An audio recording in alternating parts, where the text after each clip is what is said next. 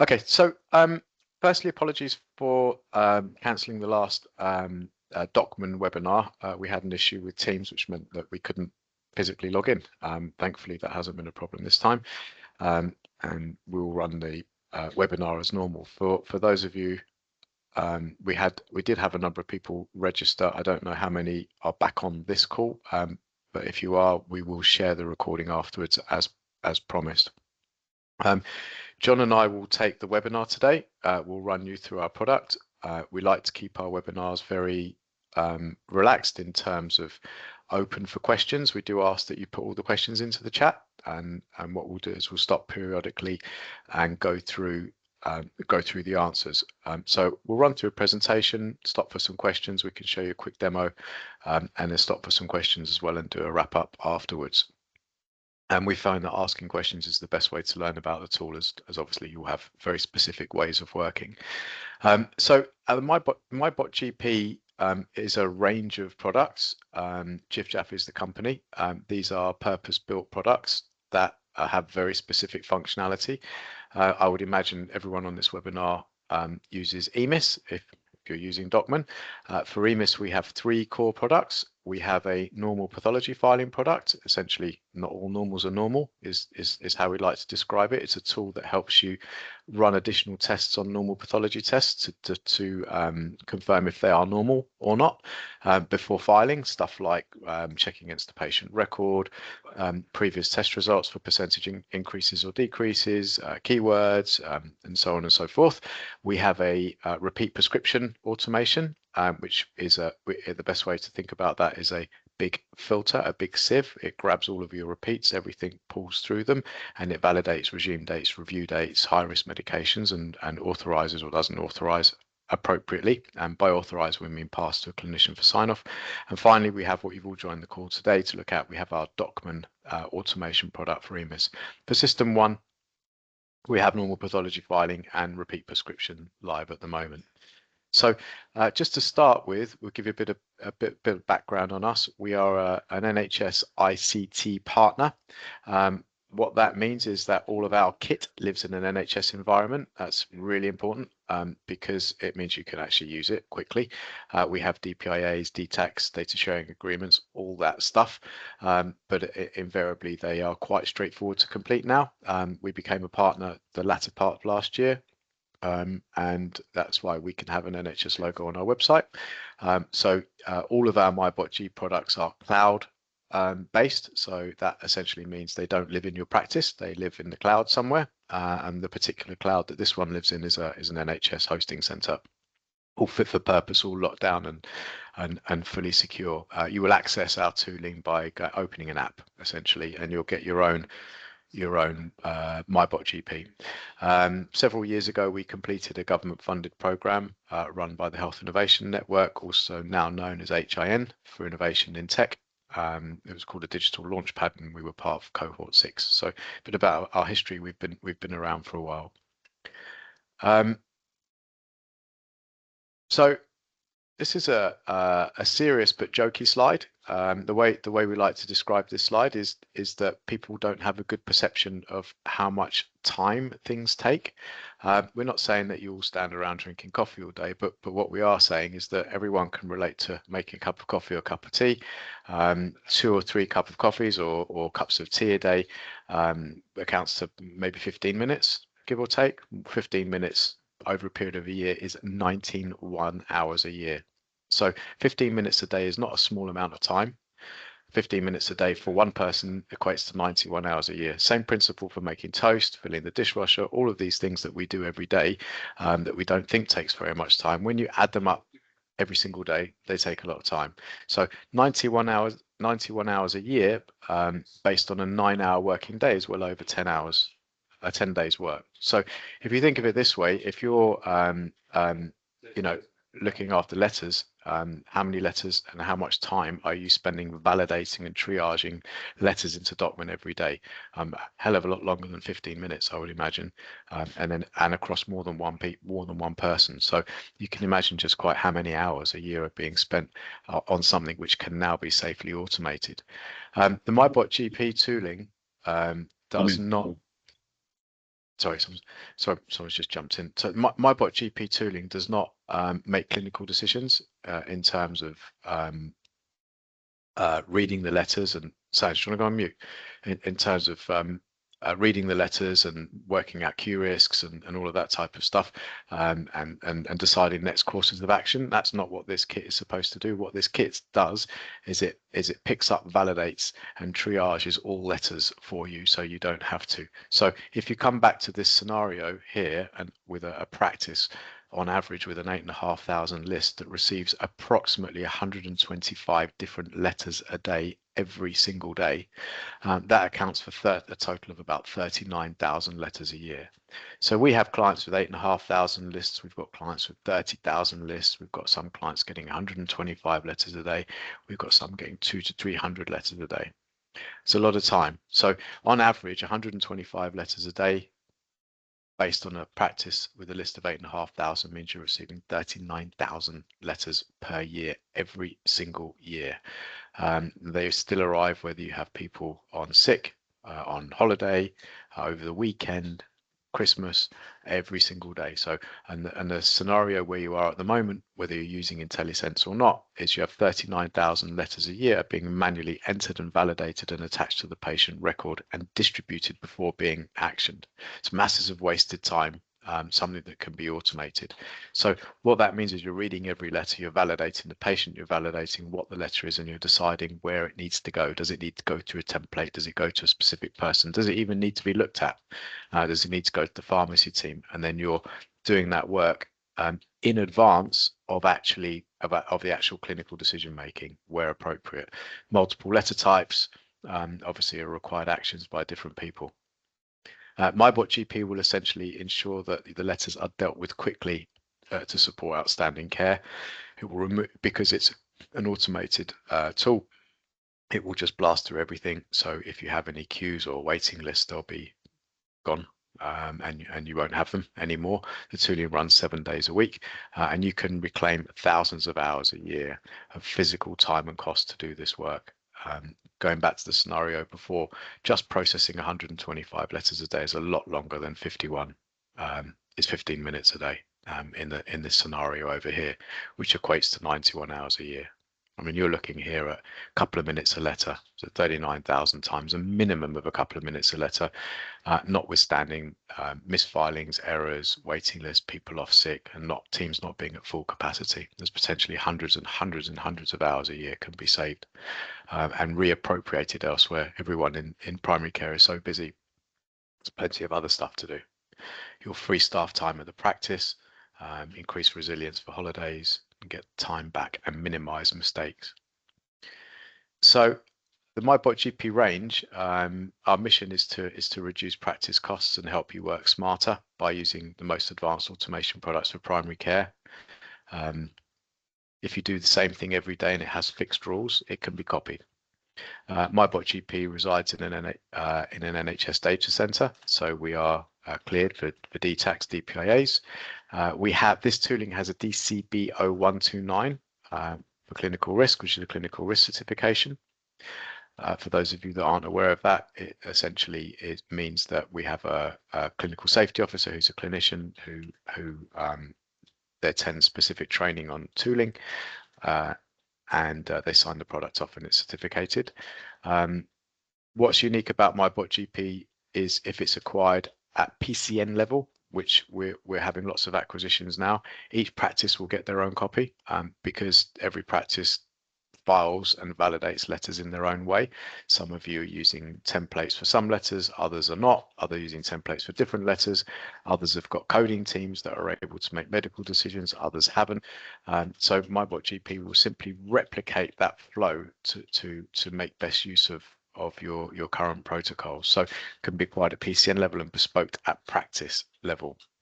And our pricing replicates that. There is practice pricing and PCN pricing. PCN pricing is slightly different, obviously, because you're acquiring at scale. We're an NHS ICT partner, as we touched on before, and we are supporting hundreds of practices, PCN and federations nationally. So what does MyBotGP do? Think of it as a remote worker. You've employed someone that's got a computer. a secure computer, and you've given them permission to do certain tasks, and you've told them how to do that task. So you will show MyBotGP what to do with each letter once, and then you don't have to show it a second time. So first time it sees a letter, you show it how to recognize it, you tell it where you want it to be sent, you tell it what name to have, press save. Second time you see that letter, it sees that letter, it won't ask, it will go straight away, go through straight away. So it takes a couple of minutes to code to teach it to recognize each letter once you're fully familiar with the tool. And more recently, we've started to work with a number of partners through our channel partners who are very respectable specialists in primary care, who are happy to come and configure this tooling for you, obviously at a cost, if you're really busy and you just want it done super fast by someone else and up and running in no time. We can explore those further afterwards. So MyBotGP, you show it what to do with each letter once. You don't have to show it a second time. It will file and triage all letters. It will work with or without IntelliSense. It's continually checking Docman by itself to action all letters, and it can read NHS mail as well. So for letters that you're receiving by email, it will also look after those. Think of it as a Docman expert. It's not replacing Docman, it's using it, and that's quite a big concept to get everyone's head around. This isn't a new tool that's going to remove Docman. This is going to use it for you, so you don't have to. So all of the functionality that Docman has in terms of templates, triage, reminders, so on and so forth is still there, and you just show it how to. You tell it, right, for that letter, I want you to do this. Letters can be filed without being seen where appropriate, if that's the decision that you want to make, like DNAs or 111s could be filed without being looked at, unless you tell it, look for a keyword, and if you spot a keyword, like attempted suicide, perhaps for 111, then I don't want that filed, I want that sent to a particular person or folder. It can do that.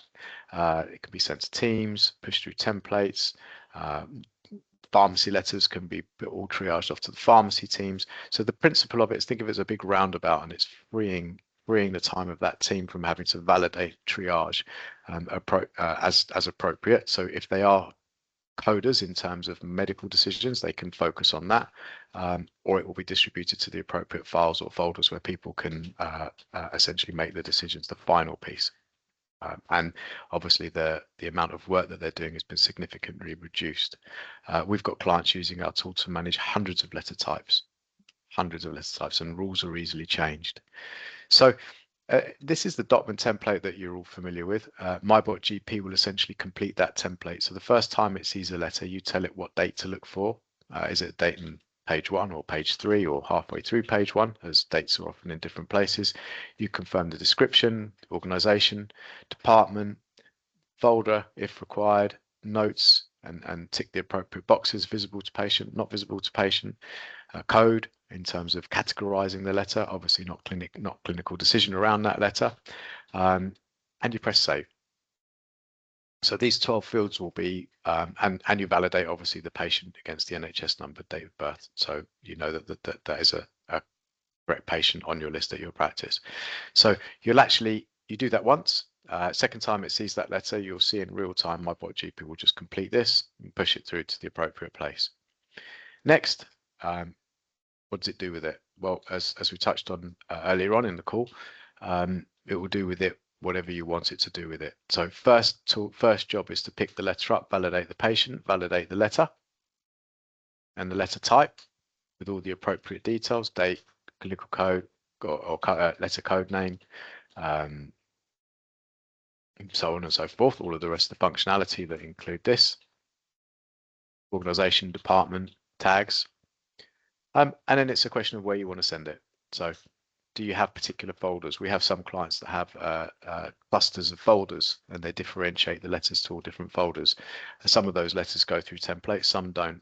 We have other clients that just push everything through to a folder unless they've decided that letter doesn't have to be looked at, and then they have teams who are regularly emptying that folder in terms of what to do next. Task management, track progress, reminders, escalations, all of that functionality is still there. It will just do it for you. Needless to say, there's a very comprehensive audit log, as there is with all of our tooling, because it runs by itself. So once it's told what to do, you don't have to touch it, and it will just run by itself. So it's important to have a full audit and fact check in terms of confirming what it has actually done. Our pathology filing tool, our repeat prescription tool, and our Docman tool all work in the same way. All of our range will send you an email every day to tell you what it's done. In addition to that, you'll be able to go into MyBotGP, open up the analytics and audit page, and you'll see everything broken down in detail. So for this scenario, you can see the filings by date, by document, and a granular breakdown of what's been done. And at the bottom, you can see a list of letters that it hasn't been given permission to action. It's never seen them before.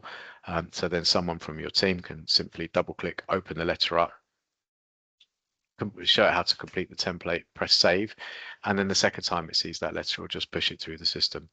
Our normal pathology filing tool works in the same way, whereby it will send a list of everything that's been filed that day, everything that's been rejected, and the rules that we used. And our EPS repeat prescription tooling will do the same thing as a full audit. Obviously, the audit pages in MyBotGP will look slightly different, but needless to say, there's full visibility of absolutely everything. Charging is quite straightforward, we think, anyway. Looks quite complicated on this slide. We've tried to rewrite this slide probably 15 different times to try and make it look more, as one of John Smiling, it's one of his tasks, to make it look more straightforward. And each time we think it looks more straightforward, someone else thinks, well, the different bit is more complicated.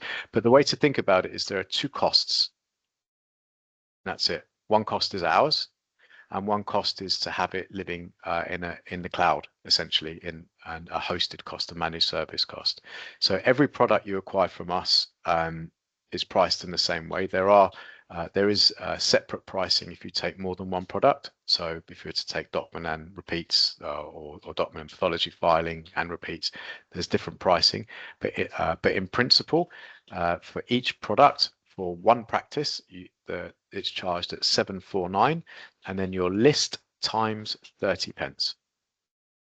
That's it. Now, that's the cost for us. Then the second cost is the hosting cost, the cloud cost. And that's essentially for MyBotGP to live in a computer in the cloud. And that's also sold on an annual subscription. And the way that works looks super complicated on this slide. It's if you've got up to 10,000 patients, it's 7 pence. So if you had 8,000 patients, it's 8,000 times 7 pence. If you've got more than 10,000 patients, you pay 6 pence on the increment. So between 10 and 15,000, you pay 6 pence. And if you've got over 15,000 patients, you pay 5 pence on the increment above that. So up to 10,000 patients, if you had 10,000 patients, it would be £700. So if you took a second product from us, the MyBotGP pricing is adjusted for the second product, and that's reduced to 449. And then your hosted list cost, as we have an agreement with our ICT partner for this to give deals for scale, is charged at a flat 5%.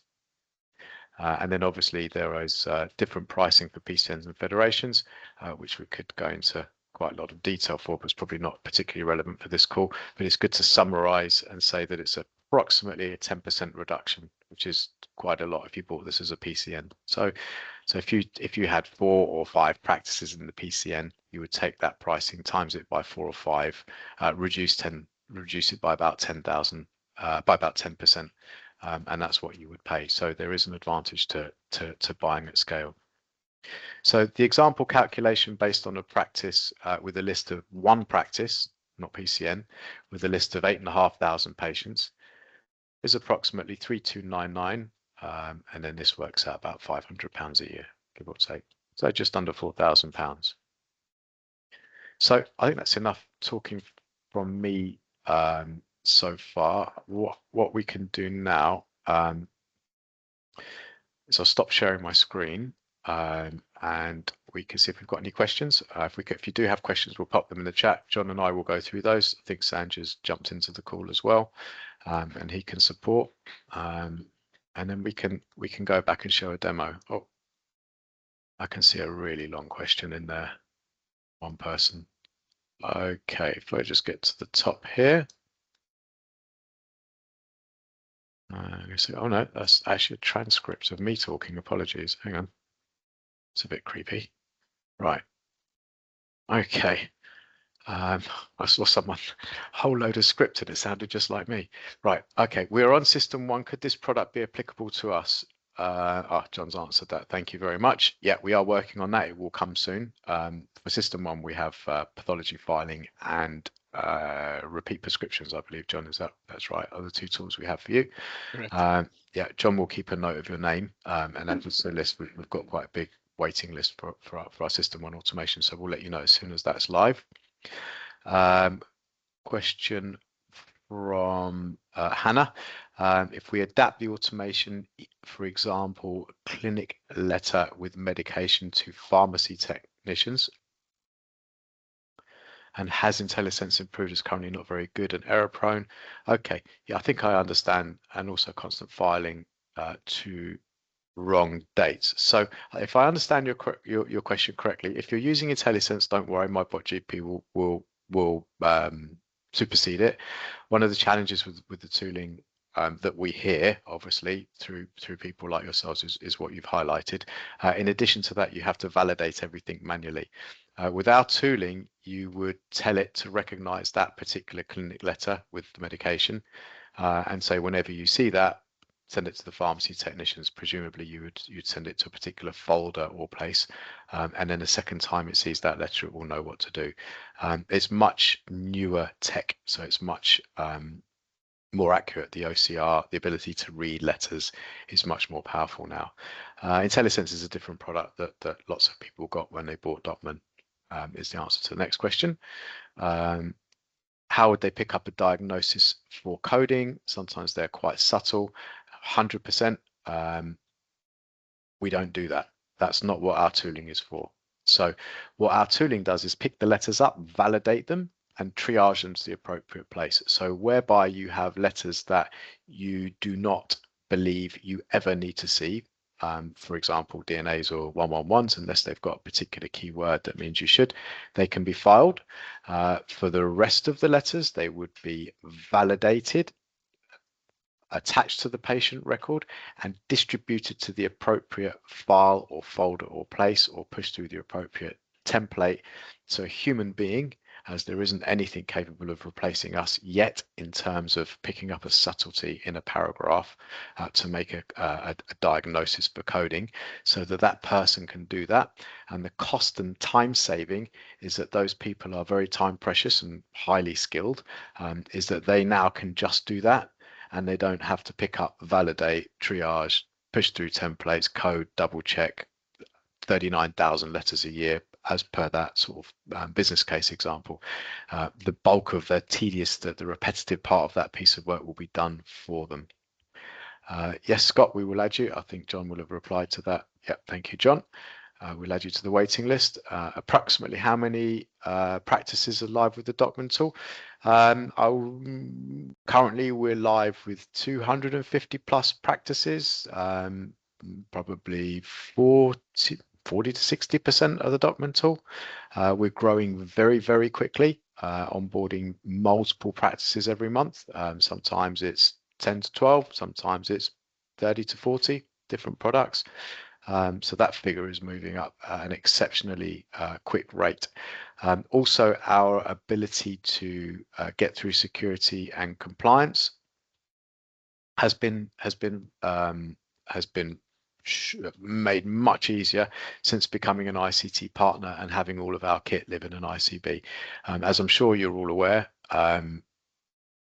getting stuff through DPIAs and DTACs and stuff can be quite challenging. All of that's gone. So what I'm saying is that we can get people on quicker, we can get them started quicker. Emma, you'd like to be alerted when system 1 version is ready. Yeah, brilliant. Okay, John will take a note of that.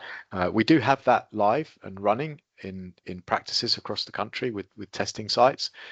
We just have to run it several million times to try and break it first before it actually goes live. So that should be within the next 3 months or so. So another question from here. So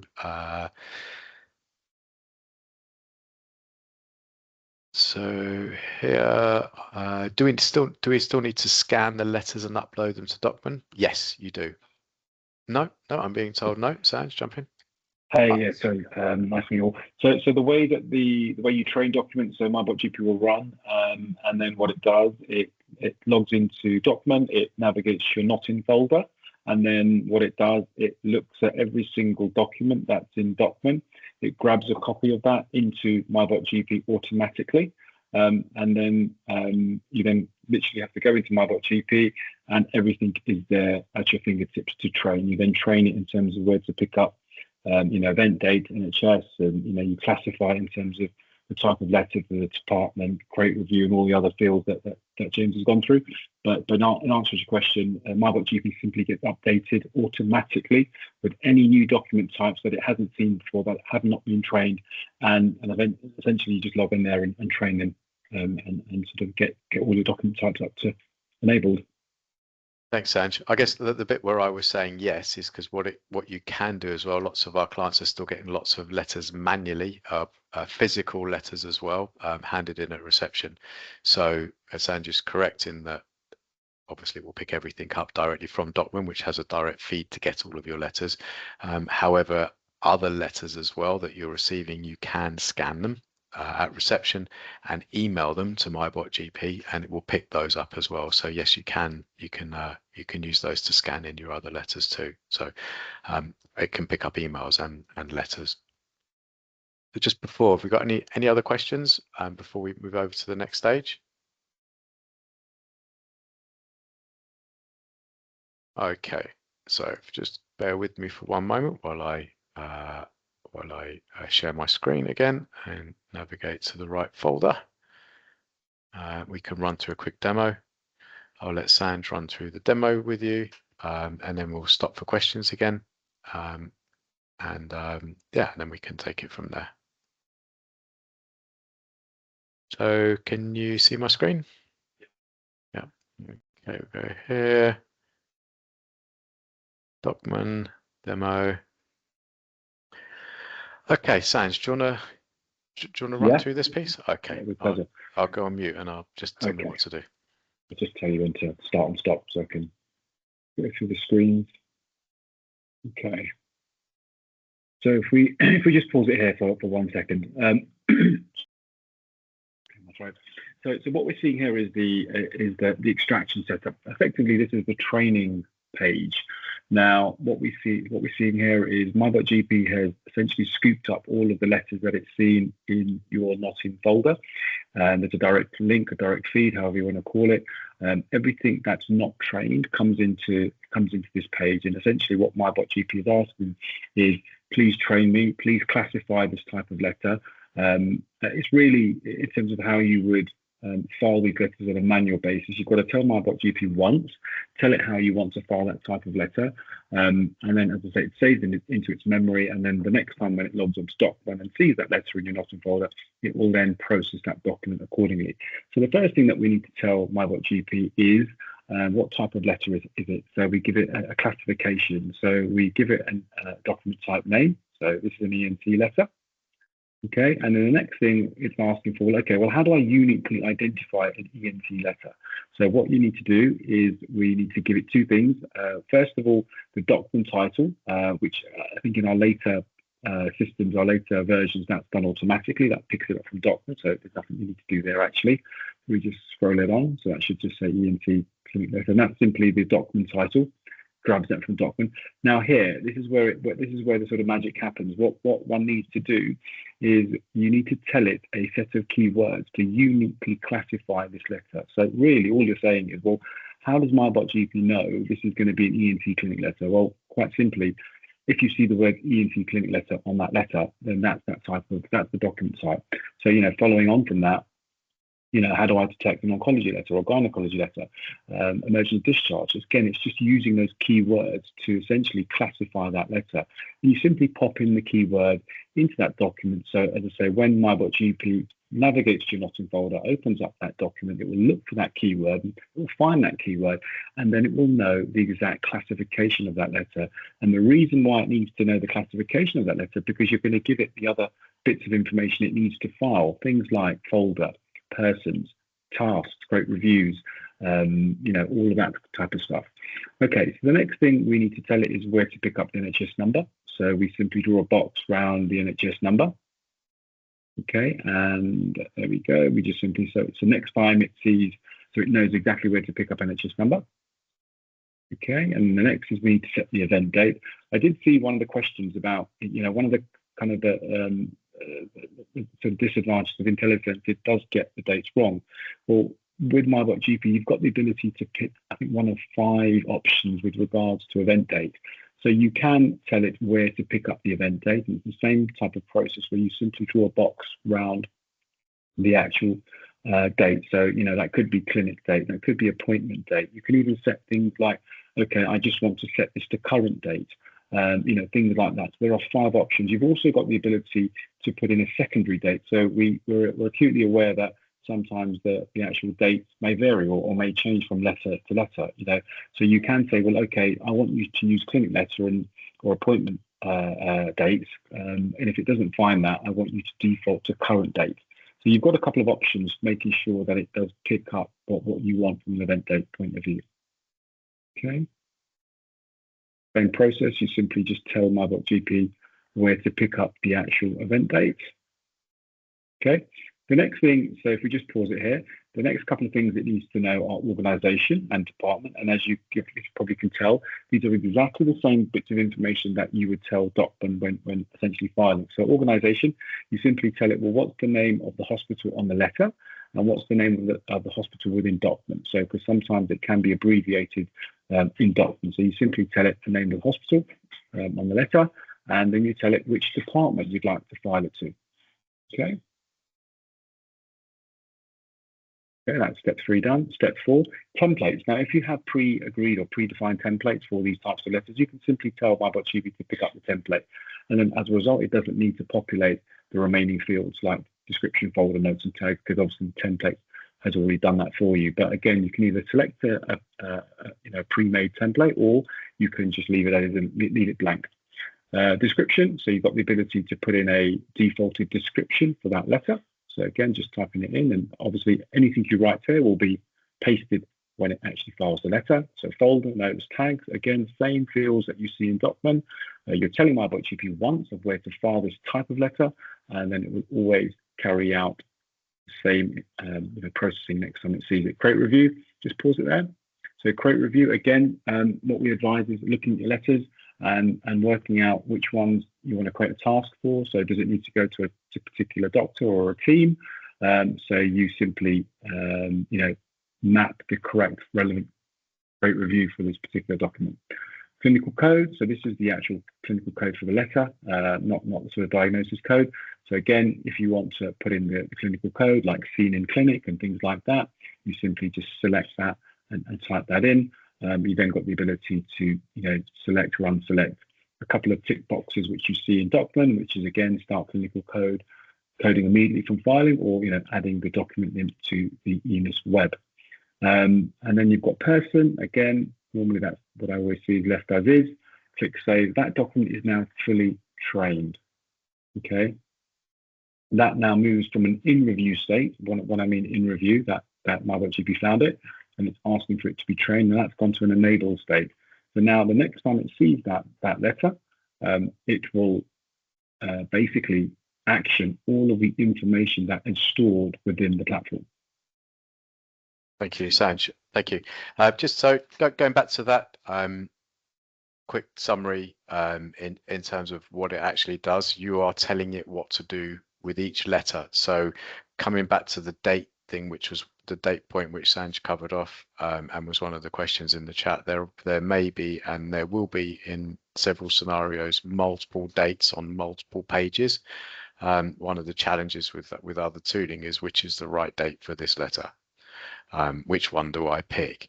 So with our tooling, you can just draw a box around it. It's as simple as that. So the next time it sees it, it will say, oh, I recognize that letter. This is a ENT letter from this particular hospital. It's about this particular thing because I've seen this keywords.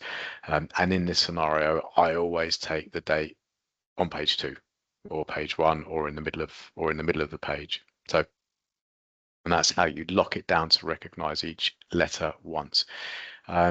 So coming back to how it's configured, and we'll just run the demo in a moment.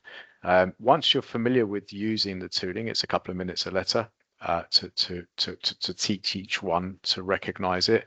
And if you think about how many different letter types you have, 200 letter types or 150 letter types. Some of our clients, it seems to be the average, maybe some 220 different letter types. Not all of those are letters that you receive thousands of. Obviously, some you'll get a lot of, and they're obviously the ones that you go through first. From a training perspective, we have a weekly webinar, which is welcome to all clients. They can just jump in. First half an hour is for new clients, just to talk through the tooling, just to show how it works. Second half an hour is generally if people have specific questions, to ask those questions. Not tech related questions, obviously. There's more around how to use the platform, training questions. Goes without saying, we have manuals, and YouTube videos as well. And obviously, as I touched on earlier on in the call, if you're in a position where you want stuff just done for you and you want it done quickly, we can introduce you to one of our trusted partners who invariably, with most practices, should have this fully functional for you within a couple of days, or at least to 75–80% of your letters running through the platform with a bit of training, so you can take over from there. The options are yours, which we can cover off a bit further down the line. What you're going to see now, if you ignore this piece, as you wouldn't see this now because it's now all fully hosted, and just something else to touch on. The reason why a lot of this stuff is blurry and the other letter was blurry is this is the clients have given us permission to share this, so we've redacted all of the information here. But what you're going to see now is essentially the automated part of the platform. So think of it as the ghost. This is a ghost in the background using Docman for you. So it's just running by itself. You wouldn't see it working. You'd get the audit log. MyBotGP is living in the cloud. It's all locked down, secure, NHS environment. It's been given a username and password, which can be tracked. So where how it interacts with Docman in exactly the same way that a person does. And you're seeing it now. It's just picked the letter up. It's saying, oh, I recognize that. I'm going to complete the template. It's known, done. Now it's on to the next letter. It's really very quick once it's recognized the letter, and it will just continually plow its way through all of the letters, completing the template, filing, distributing appropriately, i.e. to a person or a team or to a folder. Hang on. So let the ambulance go past, with an audit log produced at the end. It's a couple of minutes a letter to get it up and running. And the way that our tooling works is it will log in and out of your practice multiple times a day. It will log into Docman, it will empty everything that it's seen, it will come out, and then it will rock back in again another time, empty everything again. It also works 7 days a week. So over the weekend you'll receive, or your letters will be managed for you as well. Okay. So we've covered a lot of information there. I think it would be useful. I can see a couple of other bits. I think John has answered one of them. Pop up. If you've got more questions, we can cover those off now. And then obviously, if you have any more questions or you're interested in proceeding with anything, or you want to see any of our other tooling as well, then we can cover that as well.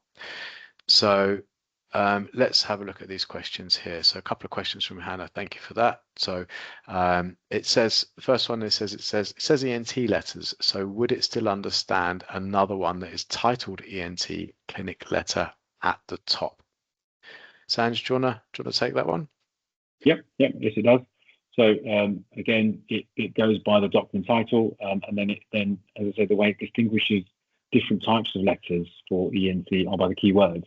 So that's how you uniquely classify. So again, you can have lots of letters coming in from obviously the same Docman title or even the same organization. A hospital will send 1 of 50 types of letters, and you literally distinguish each letter through the keyword. That's the unique classification, and allowing you to pop it into different folders, departments, people, tasks, etc. So yeah. So I think just to cover that off a little bit more, exactly as Sam said, if that, I think the scenario he's describing is a super complex one where, let's say you had 5 different ENT letters and there were 5 different people that needed to see each letter, or 5 different folders to go to. If that's the scenario, which is quite unusual in practices, then you can differentiate each individual ENT letter. Invariably, what we see with a lot of our clients is they might have one place to push all ENT letters. So the more of a generic pick up on that title name, and all ENT letters go to this particular folder or push to a particular place. But you can cut the letters up for multiple different letter types under the same heading, or it can be a generic. The reality is every practice, whether they're using System 1 or they're using EMIS or they're using Docman, will have different flows based on how they want to process their letters, based on what skills they have at the practice and what they feel is best fit. So MyBotGP can replicate that.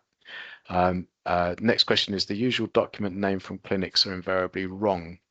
How do you get around that for distributing? I think, again, Sandra will probably answer that, but my take would be you take the name, but it's called of doctor names are wrong. Okay, thank you. Thanks for correcting that, Sanj. It's going to... Doctor names of clinics are invariably wrong. So again, it's really about how you want to file. How would you do that? I mean, how would you file that manually?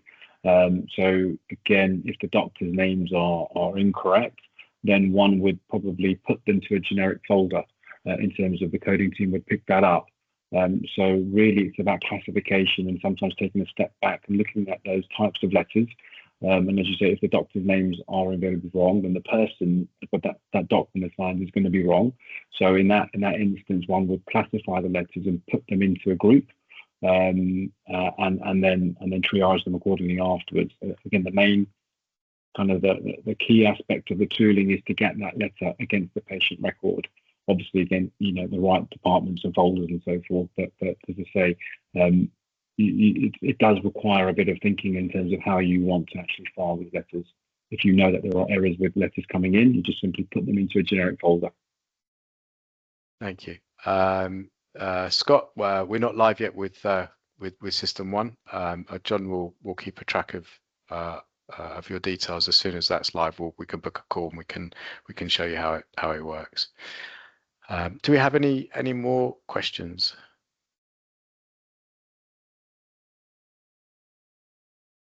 Okay, so what I'll do, if you do pop them in the chat, I'll just quickly skim over the tooling again. Unless people want to have a quick look at our normal pathology filing product, or would you rather in the next 10 minutes or so?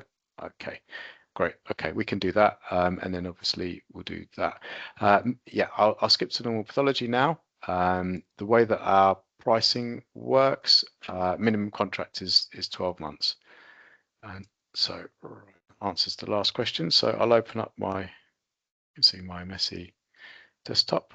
Okay, so we'll whiz through this super fast. So this is obviously we have 3 products. We have Docman, normal pathology filing, and not all normals are normal.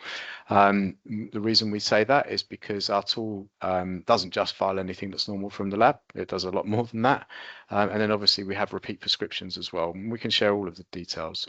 All are based on saving time and money. There's the same slide that we looked at before. This does start to become a lot more relevant in terms of cost saving when related to clinical costs and time saving, because most clinicians say, well, I just blast through the normals with additional checks in the evening, takes me 10 minutes or 20 minutes or half an hour. Well, the reality is 15 minutes a day is 91 hours a year. So whilst it might feel quick because everyone's worked that way for many, many years, it's actually a lot of time. And the reality is, based on NHS stats, every doctor in the country spends up to 19 days a year filtering on normal pathology tests if they're able to add additional checks to determine if they're normal. So four partners in one practice is 4 times 19. So that's 78 days of clinical time, which is 16 weeks a year, can be automated for you. So average list, 8,500, about 200 path tests a day.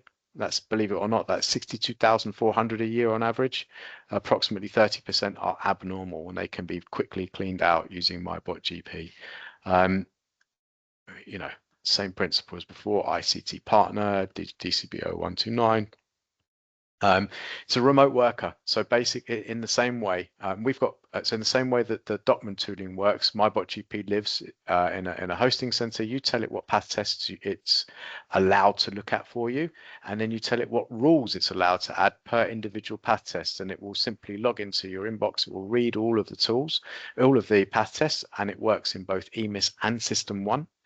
It will look for the path test it's got permission to action. It will apply the rules, and if it fails, it will class it as abnormal. If it passes, it will file it, and if you want it to, it can send a text message as well. And it's super quick, super accurate. What are the rules? So think of it this way. This is what's in everybody's in the brains when you're vetting path tests and a portion of path tests. And just coming back to the number, we've got clients using this tool to look after up to 200 different pathology tests in System 1 and EMIS. So that's 200 pathology tests being managed by our tooling in some clients. Most clients get to about 120, 130 path tests in terms of where they see real time saving, and then you have some people who are more comfortable with tooling, so they increase it. We don't have any competitors in any way, shape or form for this tooling. It's miles ahead of the mark. So what defines a normal? So firstly, is it in range? So it validates the lab. So it looks at the lab ranges, and has the lab said it's normal? Okay, so it can do that for you. Secondly, you could say, actually, with this test, I want to change the lab ranges. I'm not comfortable with them. I either want to make them a little bit tighter or a little bit looser, because you believe that's a safe thing to do. Again, this is up to you at practice level. And if this is bought at PCN level, every practice gets their own copy, because different practices and clinicians will have different opinions as to what rules to add. MyBotGP can read the path test. It can look at the range from the lab, and it can go back into the patient record, look at a previous test, and look for a percentage increase or decrease. So you could say, look at the last test for prostate, even if it's normal, still want you to look at the last test, and if it's increased by more than 10%, fail it because that's too fast. MyBotGP is also able to read the problem page and or the path test results. So it can actually read the path test and say, okay, you could set rules saying, I'm happy to pass this particular test if it's within this range, unless you can see that the patient's on a particular medication or had a particular health condition. So again, another example, prostate. Some of our clients say, use this range, but also look in the patient history, and if you see cancer or metastatic cancer, fail it, because I want to have a look at it, or not. Some are happy to pass it. And obviously you can separate things off in terms of age and gender. So you can configure any combination of rules on any path test. So you could say, change the lab ranges, compare one of them against the previous test result, and that one I'm happy to pass as long as I don't see any medication or health condition in the patient history. And it will do that for you, and it will do that for you.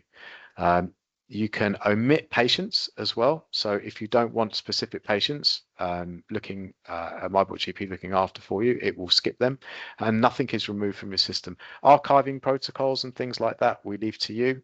What does that mean? It means that if you want to still leave them in the inbox for someone to cast their eye over, someone will, someone can, and you'll just see next to them how they've been, whether they've been marked as normal or abnormal. This is a super user-friendly config panel. MyBotGP will read all of your path tests directly from the lab. It will save all of the lab ranges directly from the lab for you in advance, so you don't have to worry about getting the ranges wrong. Let's say, for example, your lab says this is a liver function test. Here are the ranges.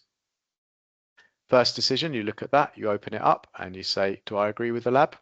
And am I always happy to file if it sits within these ranges? If that's the answer, you click yes here, file for normal report. Next time it sees it, it will just file it. Next, now let's say you don't agree with that, or you want to add additional rules. You don't tick that, and here's where you say, I might want to change a range figure. So you can just click on here and then click save, or you want to check against the previous test result. Okay, so you click yes and put the percentage change, or you want it to look for keywords or omissions of keywords, you just click the appropriate box here. So I'll quickly show you this before we round up, because we've covered I appreciate we're squeezing this in now. Here's a spreadsheet which we can share with you as well. I think this has got 181 different pathology tests on here. And this is just a sample from a collection of clients across the country. You may have different opinions on what rules to add, and that's completely fine. This is just an indicative snapshot. What you can see here are the path test names. You can see the subtest names, gender, age, check against ranges, check against previous test result, look for keywords, and filing strings across here. So what this will show you, and it helps people get up and running with this tool super fast. Like for example here, this is how they're using, this is an example of how clients are using the rules for, oh, hidden everyone. Can you still see me? Sanj, can you still see me, John? Yeah, okay. So what they've done here, they've got a particular client has set prostate, 5 ages, 5 ranges.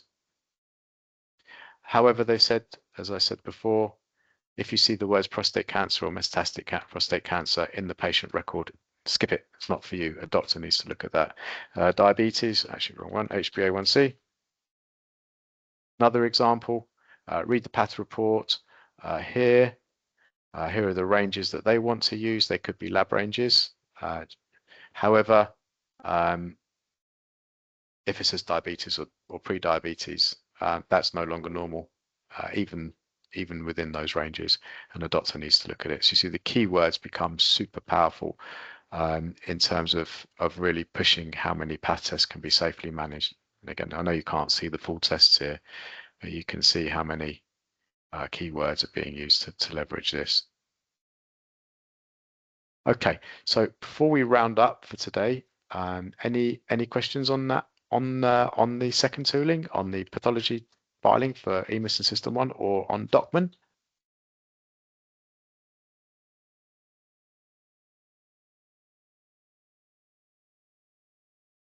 Okay, fine. Okay, cool, brilliant. Well, we will round things off for the day today.